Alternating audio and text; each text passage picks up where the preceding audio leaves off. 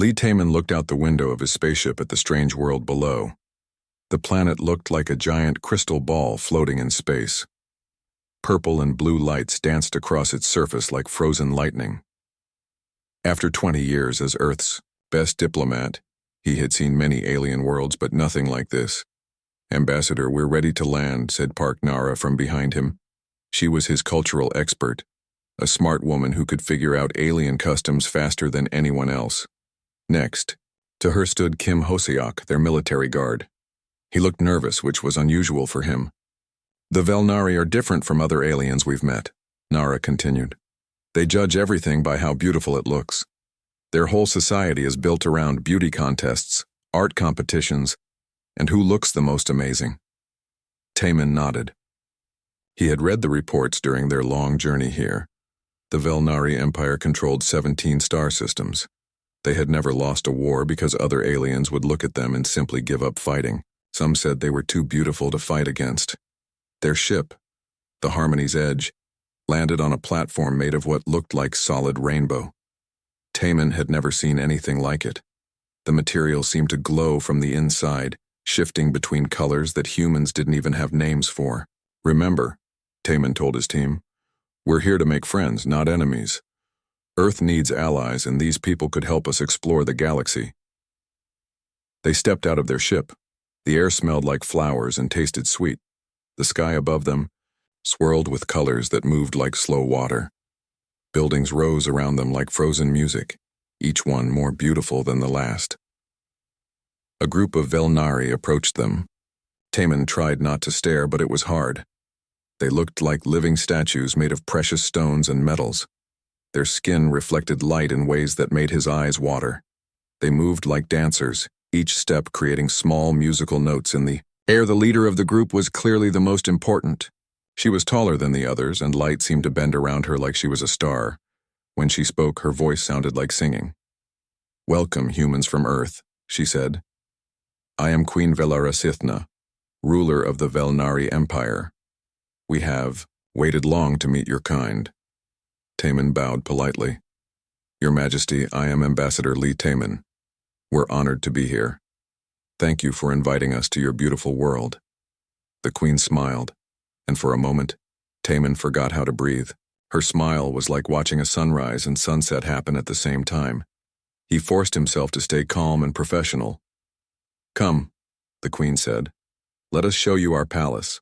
Tonight, we feast in your honor." They walked through the Crystal City. Everything around them was more beautiful than anything on Earth. The buildings sang quiet songs. The streets were made of polished stones that showed their reflections like mirrors. Strange animals that looked like floating jewels swam through the air above their heads. Park Nara walked beside Taman, taking notes on everything she saw. "This is incredible," she whispered. "Their whole civilization is like a work of art." "Stay focused," Taman reminded her. "Beauty can be a trap if you're not careful." The palace was the most amazing building Taman had ever seen.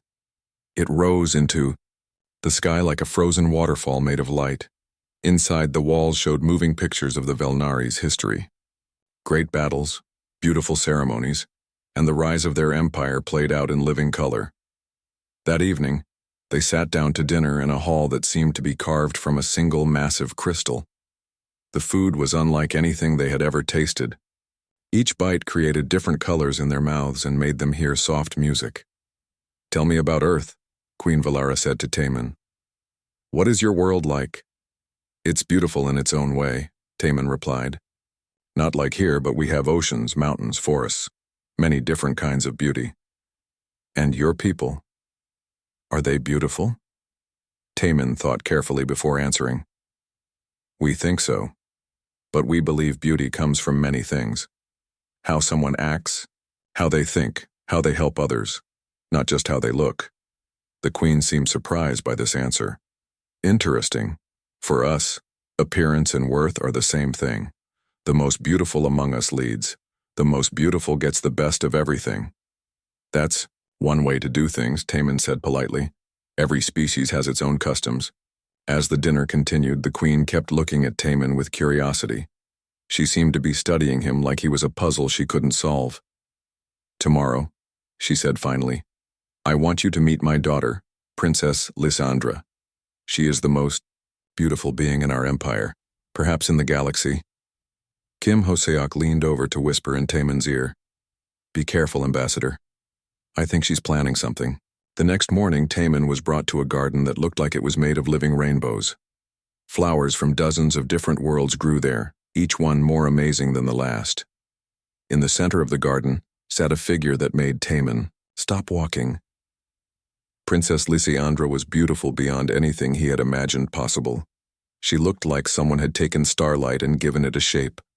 Her skin was like polished crystal, but soft and warm-looking. Her hair flowed like liquid, silver. When she turned to look at him, her eyes were like looking into the heart of a galaxy. "Ambassador Taemin," she said, and her voice was like hearing every beautiful song ever written played at the same time. "I'm honored to meet you." Taemin bowed, respectfully. "The honor is mine, Your Highness." As they talked, Taemin noticed that flowers bloomed wherever the princess walked. Birds that looked like flying gems came to land on her shoulders. The very air around her seemed cleaner and sweeter. They spent the morning discussing Earth, the Velnari Empire, and the possibilities for friendship between their peoples. The princess was intelligent and kind, asking thoughtful questions about human culture and history. But Taemin remained polite and professional. He treated her with respect, but showed no signs of being overwhelmed by her beauty. This seemed to puzzle her. "Do you find me pleasing to look at?" she asked finally. "You are indeed beautiful, Your Highness," Taemin replied honestly. "Perhaps the most beautiful being I've ever seen." "Then why do you seem so calm?" Taemin smiled gently. "Beauty is something to be appreciated, not worshipped. I can see your beauty and still think clearly." The princess stared at him with wonder. No one had ever reacted to her this way before. From the palace windows above, Queen Velara watched this exchange with growing confusion and concern. Over the next several days, Parknara worked hard to understand Velnari culture. She spent hours in their libraries reading their history and watching their art. What she learned worried her. "Ambassador," she said during one of their private meetings, "I think we have a problem. In their society, if someone doesn't fall in love with Princess Lysandra, it means they think she's not good enough. It's a huge insult." Kim Hoseok looked up from cleaning his weapon. "How huge?" "Wars have been fought over smaller insults," Nara replied. 3 different alien species have offered their entire planets just for the chance to marry her. She's never been turned down by anyone. Dr. Yoon Jihye, their team psychologist, joined the conversation. "I've been studying their behavior patterns. They literally cannot understand how someone could see the princess and not want to possess her. To them, it's like saying the sun isn't bright." Taemin sat quietly, thinking about his daily meetings with the princess. Each day she seemed to try harder to impress him. She would show him new abilities, making light dance in patterns, causing entire gardens to bloom with a gesture, singing songs that could make people cry with joy. "She's getting frustrated," he said finally. "Today she asked me if there was something wrong with her. I told her she was perfect, which only confused her more." "Maybe you should just pretend to be interested," suggested Kim Hoseok, "for diplomatic reasons." Taemin shook his head. "I won't lie to her. She deserves better than that." The princess had indeed been trying everything she could think of. During their 4th meeting, she had taken Taemin to see the crown jewels of her empire. These were not ordinary jewels, but living crystals that sang in harmony and painted pictures in the air with their light. "These have been in my family for 1,000 years, she explained. "Each one contains the essence of a star that died to create beauty." Taemin watched the incredible display with appreciation. "They're magnificent. Your people have achieved something truly special." "Would you like to hold one?" she asked. "I'm honored, but I think I should just admire them from here. I wouldn't want to damage something so precious." The princess stared at him. Every other being she had met would have reached out immediately, desperate to touch something so valuable and beautiful. "You really aren't like other people, are you?" she said softly. "I suppose not." Taman replied with a gentle smile. On the 5th day, representatives from other alien races arrived at the palace. Word had spread through the galaxy that the princess was meeting with potential allies. Each group brought gifts more valuable than entire planets. The Zephyrian delegation offered their entire fleet of warships. The Crystalline Collective promised to share their secret of faster-than-light communication. The Void Walkers, mysterious beings from the edge of the galaxy, offered knowledge that could extend life for 1,000 years. All of them wanted the same thing, a chance to court the princess. Taman watched from a balcony as each delegation was presented to Princess Lysandra. He saw how they reacted when they first saw her. Some fell to their knees immediately. Others began weeping. A few actually fainted from the shock of her beauty.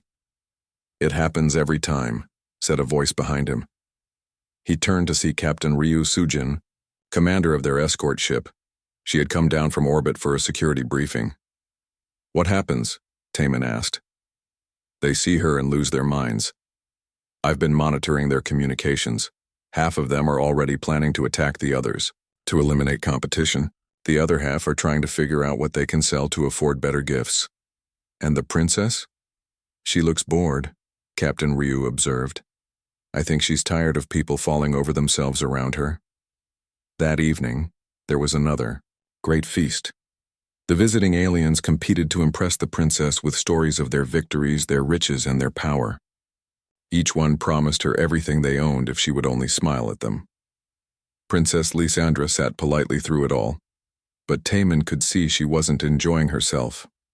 When one of the Zephyrian generals began describing how he would conquer entire galaxies in her name, she actually looked sick. "And you, human?" called out the crystalline ambassador. "What do you offer our princess?" All eyes turned to Taman. The room went quiet, waiting for his answer. "I offer friendship," Taman said simply. "An honest conversation." The other aliens laughed. The Zephyrian general sneered. "Friendship? That's it?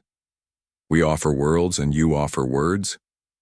"Words have value," Taman replied calmly. "So does respect." "Respect?" The Void Walker representative spoke in a voice like grinding metal. "She is the most beautiful being in existence. She should be worshipped, not befriended." "I disagree," Taman said. "Beauty deserves appreciation, not worship. Worship makes people into objects, not persons." Princess Lysandra was staring at him with an expression he couldn't read. Around the table, the other aliens were getting angry. "Are you saying she's not worthy of worship?" demanded the crystalline ambassador. "I'm saying she's worthy of something better," Taman replied. Queen Valara had been quiet through most of the dinner, but now she stood up. Her face showed anger and confusion. "Enough," she said, and her voice made the crystal walls ring like bells. "This feast is over." The other aliens left, still muttering about the strange human who didn't understand the princess's worth. Taman and his team were escorted back to their quarters by guards who wouldn't look at them. "That could have gone better," Kim Hosiak said once they were alone. "Actually," said Dr. Yoon Ji-hye, "I think it went exactly how it needed to go. Did you see the princess's face when you talked about respect versus worship?" "She looked surprised," Nara observed. "More than surprised," the doctor corrected. "She looked hopeful. I think she's never had anyone treat her like a person instead of a prize." Taman sat on his bed looking out at the crystal city. Somewhere in the palace, he knew Queen Valara was planning what to do about the human who dared to treat her daughter as anything less than a goddess. He also knew that Princess Lysandra was probably asking herself questions she had never thought to ask before. Questions about what she really wanted from life, and whether being the most beautiful being in the galaxy was worth never having a real friend. Tomorrow, he suspected, would bring the real test of his diplomatic skills, and possibly the end of any hope for peace between Earth and the Velnari Empire. But he had made his choice. He would not lie, even to prevent a war.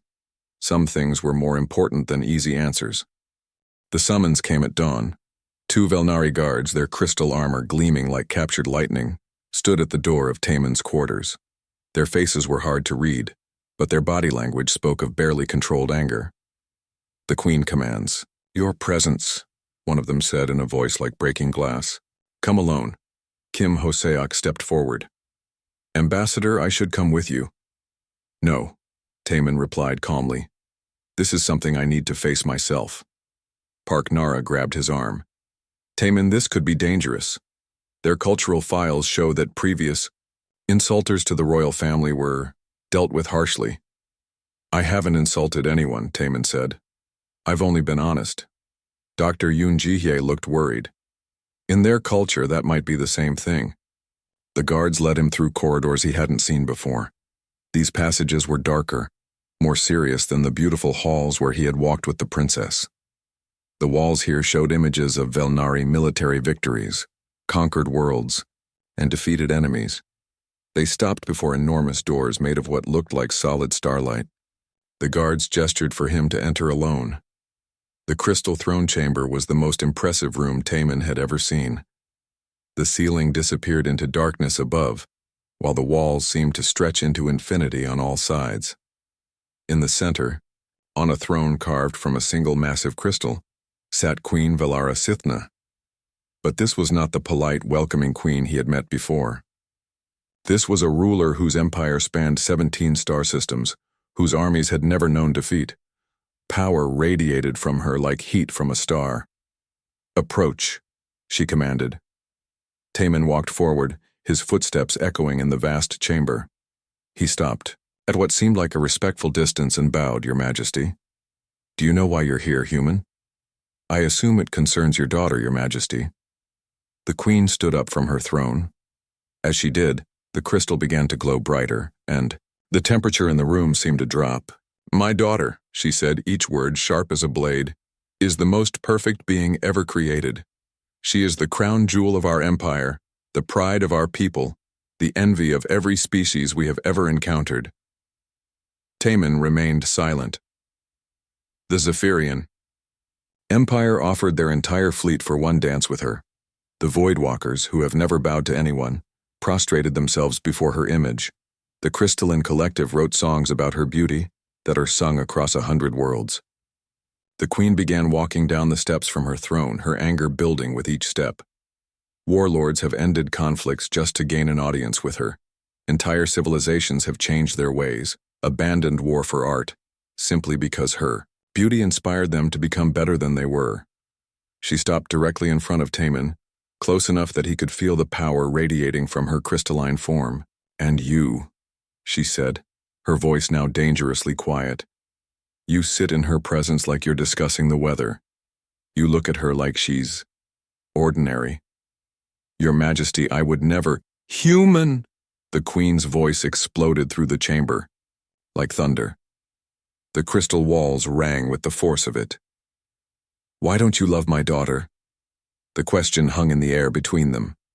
Taemin felt the weight of it, understood that his next words could determine the fate of Earth's relationship with this powerful empire. Your Majesty, he began carefully, your daughter is— Answer me, the queen demanded. What is wrong with her? What defect do you see that no one else has noticed? What makes her unworthy of your affection? Nothing is wrong with her, Taemin said firmly. She is perfect. Then why? Why don't you desire her? Why don't you compete with the others for her hand? Why don't you worship her as she deserves? Taemin took a deep breath. In the distance, he could hear alarms beginning to sound. Captain Ryu Sujin was probably preparing their ships for emergency departure. Because, Your Majesty, he said quietly. She's too beautiful. The queen stared at him as if he had spoken in an alien language. The glow around her flickered with confusion. Too beautiful? She repeated. That makes no sense. Nothing can be too beautiful. For humans it can be. Explain yourself. Before Taemin could answer, the great doors burst open. Princess Lysaandra rushed into the chamber, her face showing more emotion than he had ever seen from her. Mother, stop this, she demanded. I won't have you threatening him because of me. Daughter, this human insults our entire family by refusing to— He insults no one, the princess interrupted. He treats me with more respect than anyone ever has. Queen Valara looked back and forth between them. Respect? He shows you disrespect by not recognizing your worth. Does he? Princess Lysandra moved to stand beside Taman, facing her mother. Or does he show me respect by not falling at my feet like everyone else? You defend him? I defend the first person who has ever looked at me and seen a person instead of a prize to be won. The Queen's anger seemed to waver, replaced by confusion.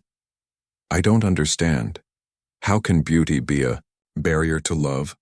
That, said Taman, is what I'm trying to explain. From somewhere in the palace, more alarms began sounding. Through the crystal walls, they could see lights moving in the sky, ships taking defensive positions. Your Majesty, Taman continued, may I tell you about humans, about how we understand love and beauty? The Queen looked at her daughter, who nodded encouragingly. Speak, the Queen commanded. Among humans, Taman began, we have a saying. Love is not about finding someone perfect. It's about finding someone perfect for you. Your daughter's beauty is so overwhelming, so absolute, that it would be impossible to love her as an equal. Explain. If I fell in love with Princess Lysandra because of her beauty, would it really be love? Or would it just be surrender to an irresistible force? The princess was staring at him with wide eyes. You mean, you think my beauty would make real love impossible? Not impossible, Taman said gently, but it would always be unbalanced. How could I ever be sure my feelings were genuine if your very presence could overwhelm my ability to think clearly? The Queen's crystal form had stopped glowing with anger. Now she seemed genuinely puzzled. But surely overwhelming beauty is desirable. For conquest, perhaps, but not for partnership. Outside, the sounds of ships moving through the atmosphere grew louder. Captain Ryu's voice crackled through Taman's communicator. Ambassador, we're detecting multiple alien fleets moving into position. Whatever you're doing, you need to finish it fast. Queen Velara heard the transmission. Yes, she said grimly. The other species assume you have insulted us. They're hoping to gain favor by attacking you. Princess Lysandra looked stricken. This is my fault. I should have made them understand. No, Taman said firmly. This is exactly what needed to happen. Sometimes the truth causes problems before it solves them. He turned back to the Queen. Your Majesty, your daughter is beautiful beyond imagining, but she's also intelligent, kind, and thoughtful. Those are the qualities that make someone worth knowing. Her beauty, it's like staring at the sun. Magnificent, but blinding.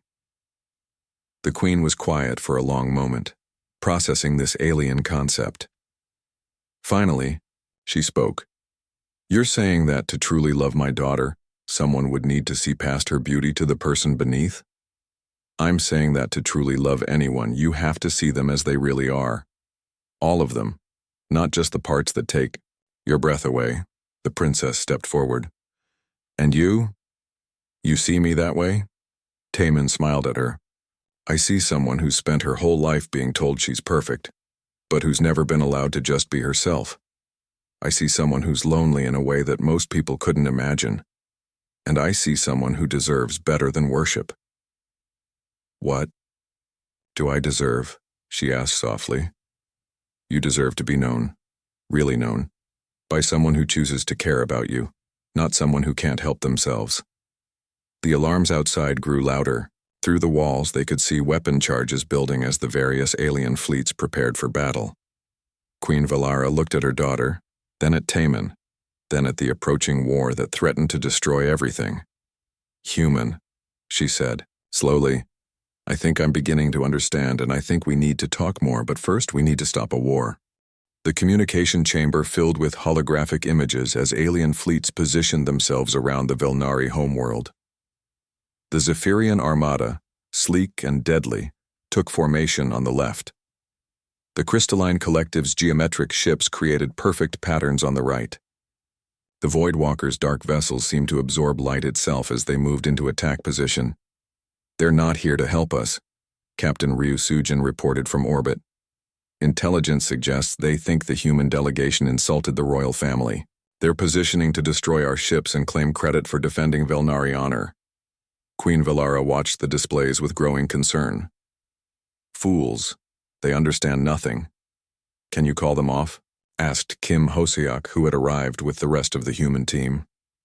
I can try, the Queen replied, but they're not here for me. They're here for her. She gestured toward Princess Lysandra, who stood quietly beside Taman. Then let me talk to them, the princess said. Daughter, you don't understand. If you appear before them now, looking as beautiful as you do, their desire will drive them to madness. They'll attack each other, and us, and anyone who stands between them and you. Engineer Han Do-hyun looked up from his portable computer. What, if she didn't look beautiful? Everyone turned to stare at him.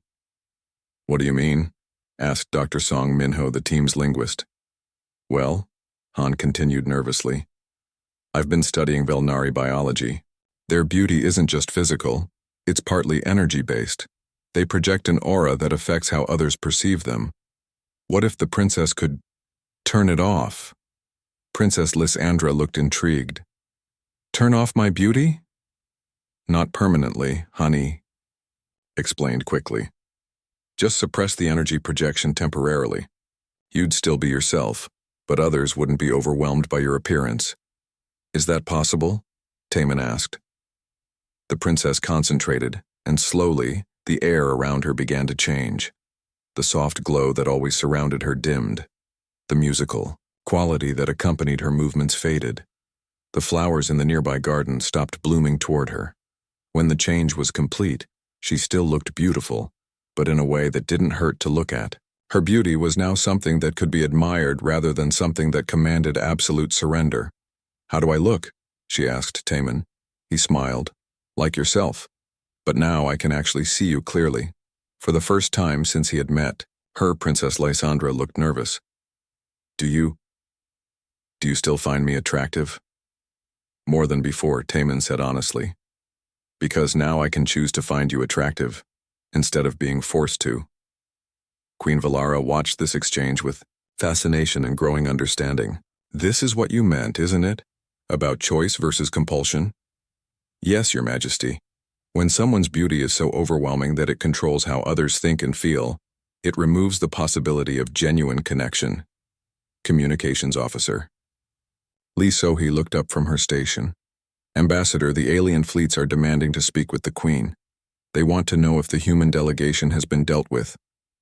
Put them through, Queen Velara commanded.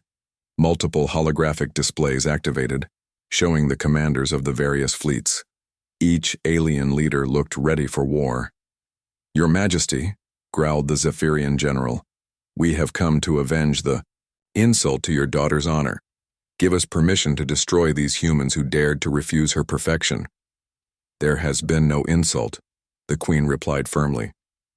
But they rejected her, protested the crystalline commander. We monitored their communications. The human ambassador showed no desire for the princess whatsoever. This is unthinkable. Is it? Asked a new voice. Princess Lysandra stepped into view of the cameras, her beauty now dimmed to normal levels. Didi-der. Reaction was immediate and telling. Instead of falling to their knees or being struck speechless, the alien commanders simply looked at her with ordinary appreciation. Princess? The Zephyrian general said, clearly confused. You look different. I look like myself, she replied, without the energy projection that has been controlling how others see me my entire life. But your beauty, your perfection, is still here, she said calmly. But now you can see it without losing your minds. Now you can actually listen to what I have to say instead of just staring at me. The Voidwalker commander's mechanical voice crackled. We do not understand. Why would you diminish yourself? I haven't diminished myself, the princess explained. I've revealed myself. For the first time in my life, I can have a conversation with someone without them falling in love with me, before I've said a single word. Trade negotiator Choi Yeji stepped forward. Commanders, may I ask you something? In all your years of knowing Princess Lysandra, have any of you ever asked her what she wanted? What her dreams were? What made her happy? The alien leaders looked uncomfortable. The crystalline commander spoke first. We assumed she wanted to be worshipped, to be given everything beautiful in the universe. Did you ever ask? Princess Lysandra said gently. Silence filled the communication channels. I'll tell you what I want, she continued. I want to have conversations where people listen to my ideas instead of just my voice. I want to walk in a garden without every flower turning toward me. I want someone to disagree with me occasionally because they're thinking about what I said, not just agreeing because they can't help themselves. But Princess, the Zephyrian general protested, you are the most beautiful being in existence. Surely that is your greatest gift. Is it? She asked. Or is it a cage that prevents me from being anything else? Taman stepped into view beside her. Commanders, let me ask you this. If you met someone who was so strong they could lift a mountain, but that strength meant they could never touch another person without crushing them, would you call that strength a gift or a curse? The alien leaders considered this. The princess's beauty was like that strength, Taman continued, so overwhelming that it prevented real connection. By learning to control it, she hasn't lost anything. She's gained the ability to form genuine relationships. Queen Valara moved to stand with her daughter. My people have always believed that maximum beauty equals maximum worth. But these humans have shown us something different. They've shown us that sometimes the most beautiful thing is the choice to see past beauty to the person beneath. Admiral Kang Jiho's voice came through the speakers as the human fleet arrived in system. All stations, stand down. This is a diplomatic meeting, not a battle. The crystalline commander spoke slowly. Princess, are you saying that the human ambassador's restraint was actually a form of respect? The highest form of respect I've ever received, she confirmed. But surely you want someone to love you? Asked the Void Walker. Princess Lysandra looked at Taman with a small smile. I want someone to choose to love me. There's a difference between love and surrender, between choosing someone and being unable to resist them. The Zephyrian general seemed to be struggling with the concept. So the human's rejection was actually acceptance? He didn't reject me, the princess explained. He was the first person who was capable of accepting or rejecting me as an equal. Everyone else never had a choice. Dr. Yunjihi stepped forward. Commanders, in human psychology, we have a concept called informed consent. It means that someone can only make a real choice if they're thinking clearly. If the princess's beauty overwhelmed your ability to think, then any choice you made wasn't really yours. And now? Asked the crystalline commander.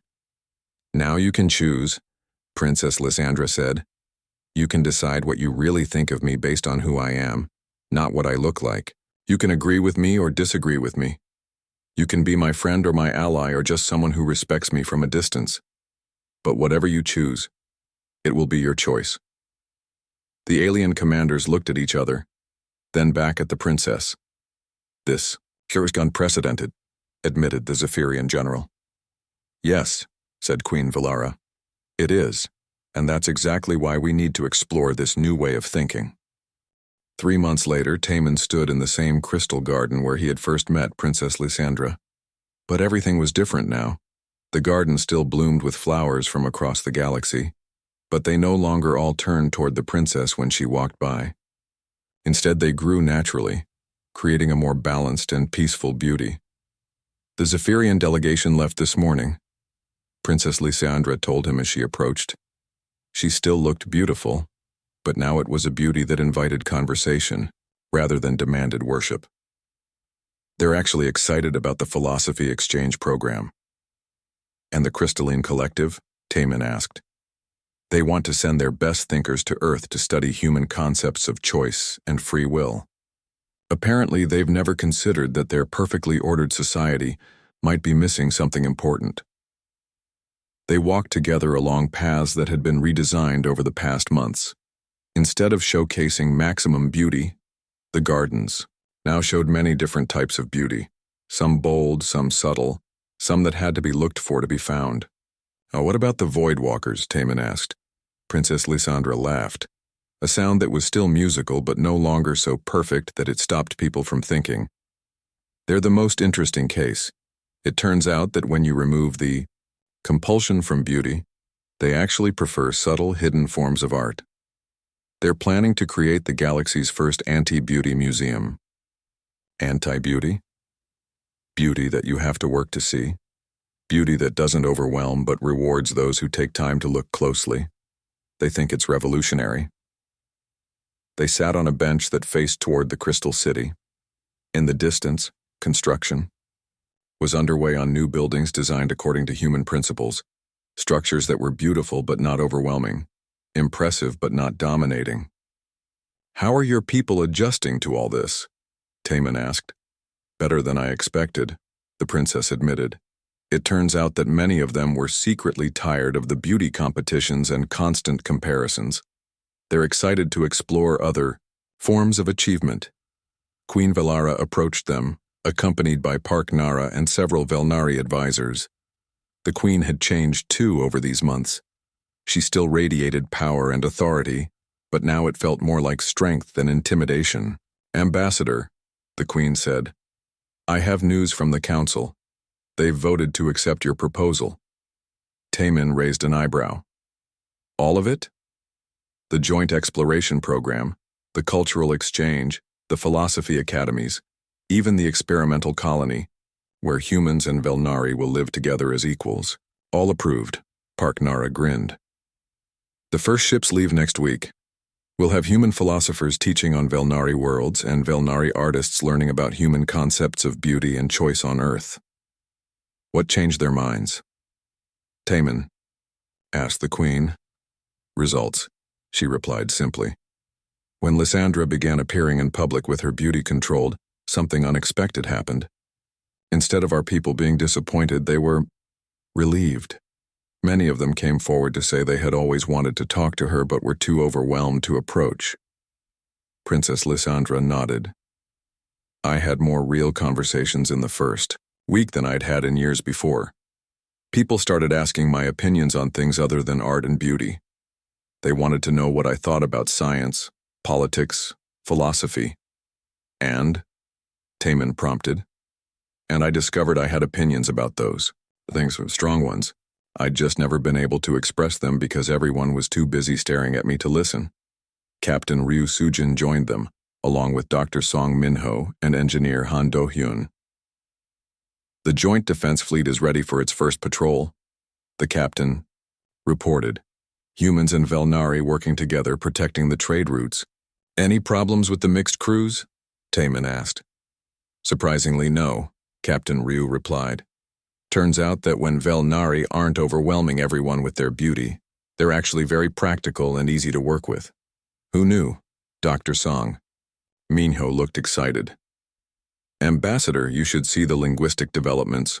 We're creating entirely new forms of communication that combine human emotional expression with Velnari aesthetic principles. It's like poetry and music and painting all at the same time." Han Do-hyun nodded enthusiastically. "And the technology sharing is incredible.